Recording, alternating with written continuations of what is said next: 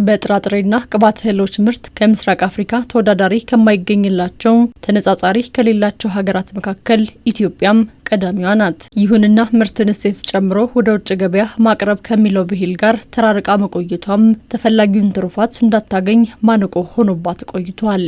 ታዲያ ዛሬ ይህን ታሪክ የሚቀይሩም ቁጭት መንገድ ያመላከታቸው አምራቾችን መመልከት እየተለመደ መጥቷል። የጥራጥሬና ቅባት እህሎችን እሴት በመጨመር ምርቶችን ለገበያ የምታቀርበው መዓዛ አለማየሁ ደግሞ አንደኛዋ።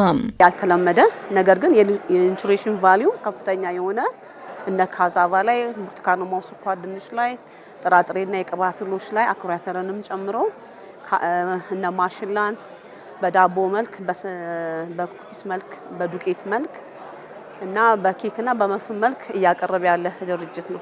ትርፍን ታላሚ ያድርገው ለውጭ ገበያ የሚቀርቡ ጥሬ ዕቃዎች ጊዜና መልካቸውን ለውጠው የሀገር ውስጥ ገበያን የሚቀላቀሉ ሲሆን ይህም ሀገርን ለተጨማሪ ወጪ ይዳርጋል። ይሁንና ሀብቶችን እሴት በመጨመርና ለገበያ ምቹ አድርጎ ማቅረብን ታላሚ ያደረጉ ተግባራት የውጭ ምንዛሬ ወጪን ከመቀነስ ረገድም አይነተኛ ሚናን እንደሚጫወቱም ይነሳል።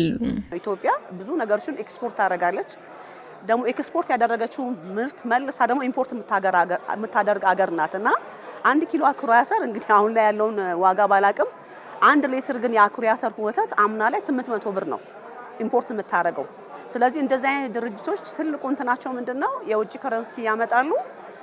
ኢትዮጵያ ደግሞ ኢምፖርት የምታደርገውንም እንትን በተወሰነ መልክ መቅረፍ ይቻላል። እሴትን ጨምሮ ለውጭ ገበያ ከማቅረብ አንፃር መንግስት ኢኒሺዬሽን አለው የራሱ። ከዛም አንፃር እኛም ኢትዮጵያ አሁን ካለችበት ሁኔታ ከፖፑሌሽኗም አንፃር የትልቅ አቅም አላት ብለን እናምናለን እንደ ፋምሰን።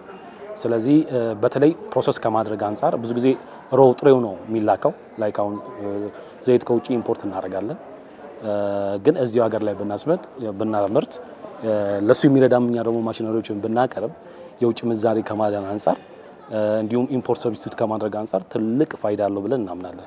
የጥራጥሬና ቅባት እህሎችን እሴት ጨምሮ ወደ ውጭ ገበያ በማቅረብ ተወዳዳሪ መሆን ይቻል ዘንድ ጥራትን መሰረት ያደረጉም የቤት ስራዎች ችላ ሊባሉ እንደማይገባቸውም ይመከራል። ከዚህ ረገድስ አምራቾች ምን ደረጃ ላይ ናቸው? በዋናነት ጥራትን መሰረት አድርጎ ለመስራት ከመጀመሪያው ጀምሮ ጥራት የሚመሰረተው ከእርሻ ጀምረሽ ነው ጥራትን የምታረጋግጪው። እሱን ለማድረግ በኢንቨስትመንት ላይሰንስ ወስደን ለገበሬዎች የጥራት ቁጥጥር እንዴት ማድረግ እንዳለባቸው በተወሰነ መልኩ በባለሙያ እንዲረዱ እናደርጋለን። አብዛኛው ከአቅም በታች ነው የሚያመርቱት። ምክንያቱም ኢቨን የሚመረተውም ትንሽ ነው። ከዛ ላይም ደግሞ ለፕሮሰሲንግ የሚሆነውን ይወሰዳል። ጥሬውም ደግሞ ኤክስፖርት ይደረጋል። ስለዚህ ብዙዎች ፋብሪካዎች ከምርት ጋር በተያያዘ በሙሉ አቅማቸው ይሰራሉ ብለን አናምንም። ይሄ ደግሞ ይታወቃል። ስለዚህ ብዙ ለዛውም ኢንከሬጅ የምናደርገው የራሳቸውን ፋርም ኖሯቸው በጣም ትልልቅ ፋርሞች በጣም ትልልቅ እንትን ይፈልጋል ይሄ ነገርና ይኖሯቸው ወደዛ ኢንጌጅ ቢያደርጉ ወደዛ ቢገቡ እንመክራለን። ሀገር ከጥሬ ዕቃ ላኪነት ወዳለቀላቸው ምርቶች በላክ ተሸጋገር እንዲሁም በዓለም አቀፍ ገበያ ተወዳዳሪ መሆን ትችል ዘንድ ለዘርፉ ተዋንያን እንደ ፋይናንስ አቅርቦት፣ የቴክኖሎጂ ሽግግር ያሉ ምቹ መደላደሎችን ማመቻቸት እንደሚገባም ተነስቷል።